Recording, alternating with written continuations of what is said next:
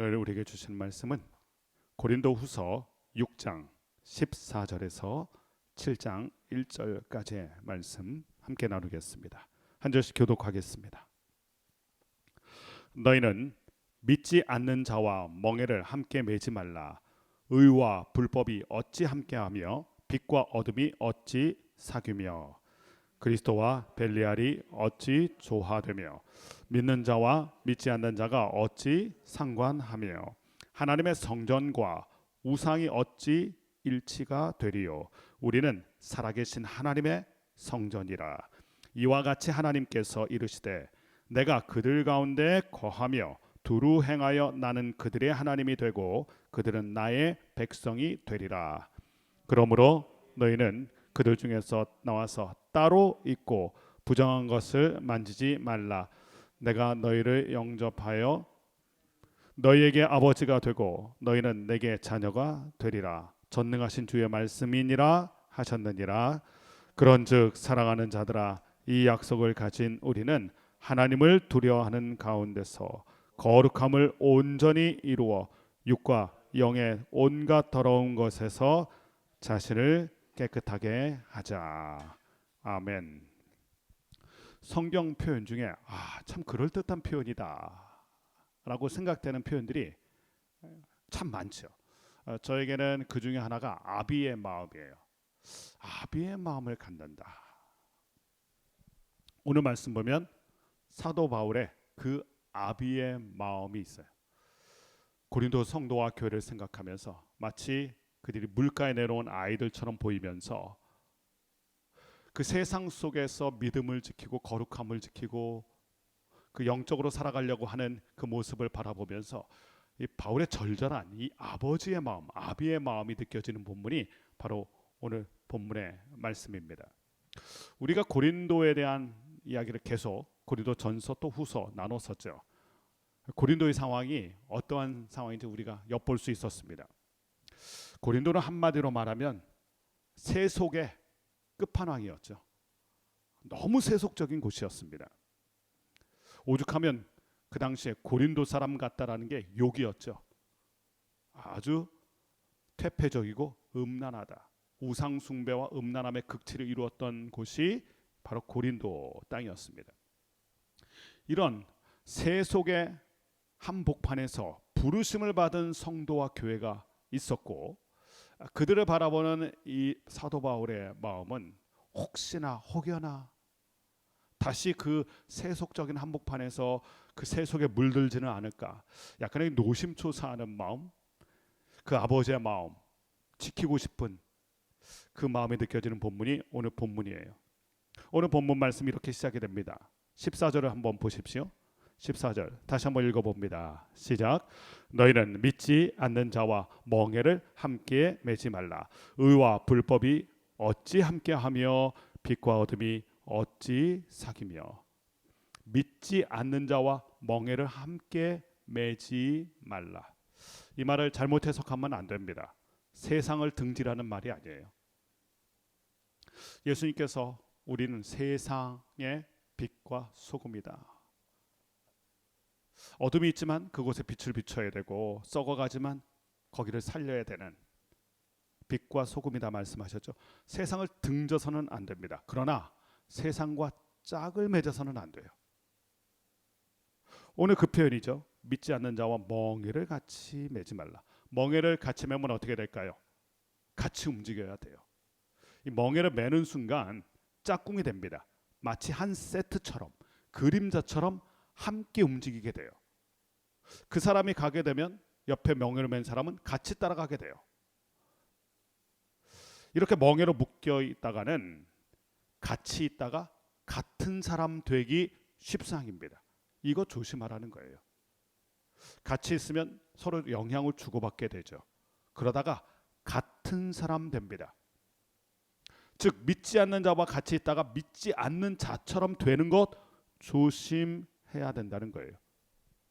옛말에 근묵자학 있죠. 근주자적. 먹을 가까이 하면 검게 되고 인주를 가까이 하면 빨갛게 되고, 나도 모르는 사이에 가까이 있기 때문에 그렇게 물든다는 거예요. 그래서 오늘 이 14절 말씀을 읽어보면 시편 1편 말씀이 자동적으로 이렇게 오버랩 되게 되죠. 복 있는 사람은 악인의 꾀를 쫓지 아니하며 죄인의 길에 서지 아니하며 오만한 자의 자리에 앉지 않는다. 쉽게 말하면 그들과 짝꿍하지 않는다. 그들의 짝이 되지 않는다. 왜냐하면 그들과 같이 있다가는 악인의 꾀를 따르게 되고 죄인의 길에 서게 되고 오만한 자의 그 오만함에 물들게 되고, 그래서 멍에를 함께 매지 말라고 경고하는 거예요. 그렇다면 우리가 깨닫는 게 있어요. 우리 자신을 거룩하고 순결하고 깨끗하게 하는 것도 중요하지만 함께하는 사람이 거룩하고 순결하고 깨끗한 것도 중요한 거예요. 나만 깨끗하면 돼. 정말 그 깨끗함을 유지할 수 있을까요? 주변이 더러운데요. 더러운 환경에 가서 우리가 정말 깨끗한 공기를 숨쉴 수 있습니까? 그럴 수는 없어요. 그러므로 우리 자신을 영적으로 거룩하게 지키는 것도 중요하지만 우리의 영적인 생태계를 거룩하고 깨끗하게 만드는 것도 중요한데, 가장 중요한 건 내 주변에 가장 가까운 사람들, 그 사람들과 거룩함과 순결함을 지키는 게 중요하다, 이 얘기를 하고 계신 거예요. 우리는 삼손의 실수에서 배워야 됩니다. 타산지석으로 삼아야 돼요. 삼손은 거룩함의 상징인 나실인, 어렸을 때부터 태어날 때부터 받쳐진 나실인이었어요. 그러나 그가 누구와 짝꿍하기 시작합니까? 블레셋 여인들과 짝꿍하기 시작해요. 블레셋 친구들과 짝꿍하기 시작합니다. 결과가 어떻습니까? 성화돼야 될 그가 동화되는 아픔을 겪잖아요. 성도와 교회에게 주신 것은 성화죠. 칭의로 말미암아, 거룩한 칭의로 말미암아 우리는 성화의 길을 걷는 사람이에요. 근데 삼손은 어떻게 됐습니까? 블레셋과 동화되는, 세상에 동화되는 아픔을 겪게 돼요. 미국에서 아주 유명한 실험을 했어요. 침팬지와 어린아이를 같이 키우게 된 거예요. 목적은 침팬지, 지능이 좀 높은 침팬지니까 인간같이 키우면, 내 자녀같이 키우면 침팬지가 사람처럼 변하겠지.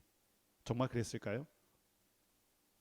어린아이하고 침팬지를 같이 키웠더니 어린아이가 침팬지처럼 변해요. 그래서 그 실험을 중단했어요.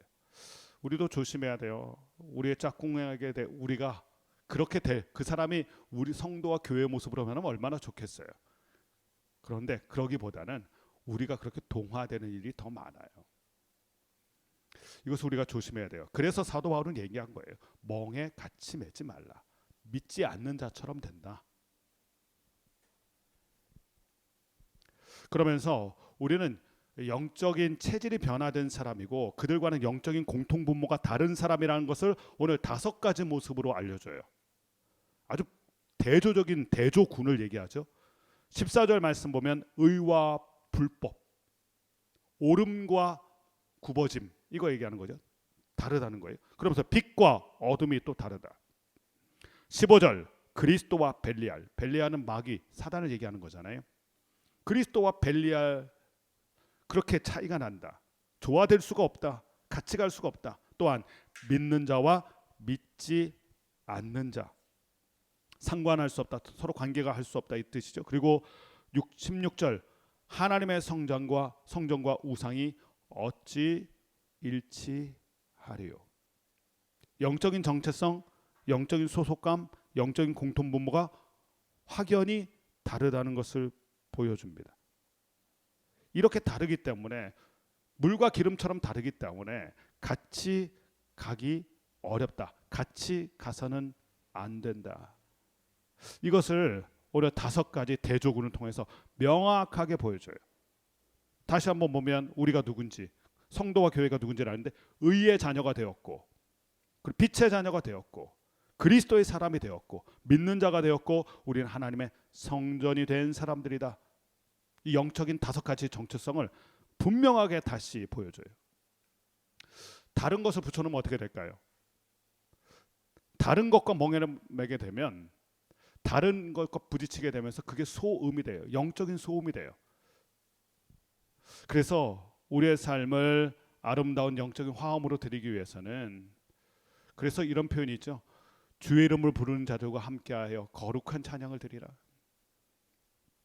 믿지 않는 자와 멍에를 같이 매지 말라. 이 경고를 하시는 거예요. 여러분, 우리가 세상 속에 살아가지만 세속적으로 살아가서는 안 돼요. 배가 바다를 떠날 수는 없어요. 물을 떠날 수는 없어요. 그러나 그 배에 물이 들어오면 어떻게 됩니까? 그 배에 물이 들어오면 배가 침몰해요. 이것을 우리가 기억해야 됩니다. 성도와 교회가 그래요. 세상을 우리는 떠날 수는 없어요. 세상 속에 성도와 교회가 되어야 합니다.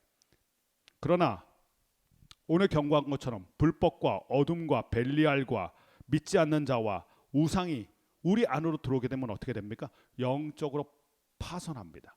영적으로 침몰하고 영적으로 가라앉게 돼요. 세상 속에 훅 가라앉게 됩니다. 신앙이 파손하고 믿음이 파손하고 마치 배가 파손하듯이. 그래서 들어오지 못하게 해야 돼요. 세상 속에 살아가지만 세속적으로 변해서는 안 돼요. 오늘 특별히 16절 말씀에 하나님의 성전이라고 되어 있죠. 우리가 하나님의 성전이다. 이 말씀 보면서 우리 요한복음 2장의 말씀을 기억할 수 있어요. 예수님께서 성전에서 성전을 청결하게 하셨죠. 그 청결하게 하신 사건을 가만히 한번 보세요. 예수님의 모습을 다 내어 쫓으셨다 이렇게 되어 있어요. 왜 내어 쫓으셨습니까? 들어와서는 안 될 게 들어와 있으니까. 그러면 파손하고 침몰합니다. 배가 물 위에 떠 있을 때는 안전하지만 물이 배에 들어오면 침몰하는 것처럼 하나님의 성전에 성전된 우리 가운데 이 믿지 않는 모습들과 우상과 어둠과 불법이 들어오는 순간 영적으로 침몰하게 돼요. 이것 조심해야 된다는 거예요. 이걸 경계하고 있는 것입니다. 아비의 마음으로 경고하고 있는 거예요. 사실 고린도 교회에 이런 모습이 많이 보였잖아요. 그것을 경고하고 있는 거예요. 다시는 그래서는 안 된다. 저는 오늘 이 말씀을 보면서 위도처치를 생각합니다. 저희가 교회가 되기로 작정했잖아요. 하나님의 성전이 되기로. 그렇다면 결단해야 돼요. 들어와서는 안 되는 것에 대해서 영적인 차단을 해야 됩니다. 그래야 거룩한 성전, 거룩한 교회 모습. 교회는 건물이 아니잖아요. 교회는 조직과 시스템이 아니에요. 제가 오늘 교회에서 하용조 목사님한테 들었던 많은 말 중에 이런 말씀이 기억이 나요. 교회는 조직과 시스템이 되면서 교회는 딱딱해진다. 저희는 조직과 시스템 같은 거 안 만들 거예요. 되도록 만들면 사람이 수장이 되고 사람의 말이 영향이 있게 되거든요. 조직과 시스템을 만들면서부터 교회는 딱딱해진다. 조심해야 돼요. 우린 그런 거 만드는 거 조심해야 됩니다. 그리고 제가 오늘 말씀 보면서 읽었던 책이 하나 생각났어요. 내 마음 그리스도의 집이라는 책이 있어요. 제가 신앙이 가장 뜨거웠게 막 불타올랐던 대학생 때 그때 이 책을 접했는데 그때 제가 굉장히 충격스러워요. 내 마음 내 집인데 라는 생각이 있었는데 내 마음 그리스도의 집이다.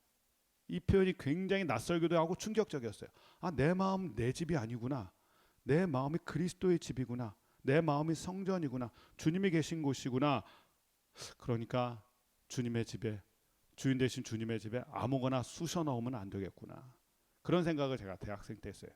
오늘 비슷한 표현이죠. 너희가 성전이 된다는데 거기 아무거나 들어오게 해서는 안 된다. 거룩하고 순결하게 그 마음 잘 지켜야 되고 그 성전 잘 지켜야 되고 그 공동체 잘 지켜야 된다. 위도처치 잘 지켜야 돼요.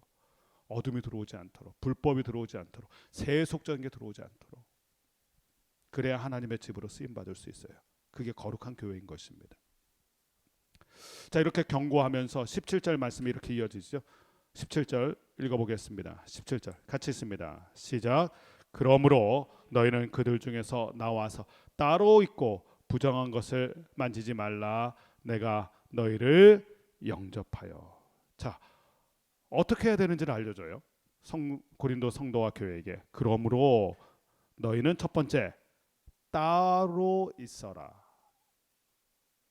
영적인 분리를 얘기하는 거예요. 가까이 있어서는 안 된다. 따로 있어야 한다. 그리고 두 번째 부정한 것을 만지지 말라. 오늘 가셔서 이사야 52장 11절 한번 읽어보세요. 똑같은 표현이 나와요. 이 말씀을 보면 바울이 뭔가 느끼고 있었던 거죠. 고린도 성도와 교회가 자꾸 그들 속으로 들어가는, 따로 있어야 되는데 영적으로 구별이 돼야 되는데 영적으로 분별이 돼야 되는데 나와서 따로 있는 게 구별이잖아요. 근데 구별됨을 잃어버리고 자꾸 그들 속으로 가서 그들과 동화되는 모습이 보였던 거예요. 그래서 경고하는 거예요. 따로 나오라. 나와야 된다. 그리고 부정한 것을 만지지 마라. 부정한 것을 자꾸 터치하는 거예요. 부정한 것에 가까이 가는 것입니다. 여러분, 달의 인력이란 말이 있는 것처럼 죄의 인력이 있어요. 죄가 끌어당기는 힘이 있습니다. 그러니까 우리는 자신을 지키지 않으면 계속 끌려가요. 나쁜 습관에, 죄악된 모습에 우리가 자꾸 끌려가게 돼 있어요. 왜냐하면 죄가 우리를 끌어당기거든요. 죄의 유혹이, 죄의 쾌락이 우리를 끌어당겨요. 이 죄의 인력을 끊어내야 돼요. 그러려면 멀어져야 됩니다. 멀어질수록 잡아당기는 힘은 약해지잖아요. 그래서 우리가 가까이 가면 끌려가게 돼 있어요. 그래서 경계하고 멀리 있어야 되는 것입니다. 나오라 얘기해요. 그리고 만지지 말라. 가까이 가서 만지면 그 물들게 되기 때문입니다. 온갖, 그리고 1절 말씀, 7장 1절의 말씀에서는 이렇게 얘기해요. 온갖 더러운 것이다. 그게 더러운 것이라는 걸 알려줘요. 그거 더러운 것이다.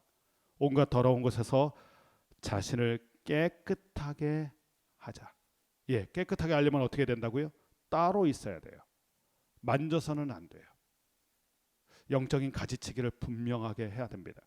캄보디아 아울리치 갔었는데 아이들이, 그 해맑은 아이들이 시름시름 앓고 있는 거예요. 병들어요. 이유가 뭘까? 약을 주긴 해서 고치긴 하는데 그거 갖고는 안 되겠어요. 왜 아픈지, 왜 병드는지. 원인이 중요하잖아요, 항상. 동네 쓰레기를 모아둔 것이 있어요. 쓰레기 산더미가 있는데 거기서, 그리고 이제 시냇물이 흐르는데 거기서 나오는 독성 물질이 이 물을 타고 실개천을 타고 오는 거예요. 근데 아이들이 어디서 노느냐? 다 이 실개천에서 뛰어놀아요. 그 오염된 폐수에 아이들이 노출이 돼서 그렇게 심하게 병이 드는 거예요. 자, 그렇다면 어떻게 되나요? 약만 주고 건강해져 하면 됩니까? 안 돼요. 이 문제를 해결해야 돼요. 쓰레기 산더미를. 그래서 저희가 분리수거하고 또 소각하는 일들을 했어요. 그래갖고 그 쓰레기 더미를 치우는 것, 산같이 싸우는 그 쓰레기 더미를 갖다 분리하는 것. 그랬더니 어떤 일이 일어나면 그 마을에 흐르는 그 실개천, 아이들이 뛰노는 그 물이 깨끗해지기 시작해요. 물이 깨끗해지니까 어떻게 될까요? 아이들이 건강해지죠. 우리도 마찬가지예요. 우리가 영적으로 건강해지려면 영적인 생태계를 깨끗하게 하는 게 중요합니다. 영적인 생태계를 깨끗하게 하는 게 중요해요. 바울이 그 얘기하는 거죠. 더러운 것 가까이 하지 마라. 더러워진다. 악한 것 가까이 하지 마라. 악해진다. 우리는 어쩔 수 없이 영향을 받게 돼 있습니다. 거룩함의 영향을 받는 방법은 하나예요. 말씀과 기도로 거룩하여 지느니라. 왜 기도의 자리를 지켜야 됩니까? 왜 말씀을 붙들어야 됩니까? 그것이 우리를 깨끗하게 만들고, 그것이 우리를 거룩하게 만들고, 그것이 우리를 강하게 만들기 때문입니다. 세상은, 세속적인 건 우리를 약하게 만들어요. 그러나 말씀과 기도로 거룩해지느니라. 이 영적인 생태계를 잘 지켜야 됩니다. 말씀과 기도를 잘 붙들어야 됩니다. 그러지 않으면 우리는 쉽게 더러워지고 쉽게 약해져요. 약해지기 쉽게 되는 것입니다. 그 맹모 삼천지교, 우리가 뭐 너무 잘 알잖아요. 그 아이를 위해서 그 어머니의 마음이 그 아이의 그 생태계를 바꿔주잖아요. 지금 바울도 아비의 마음으로 우리 가운데 얘기하는 거예요.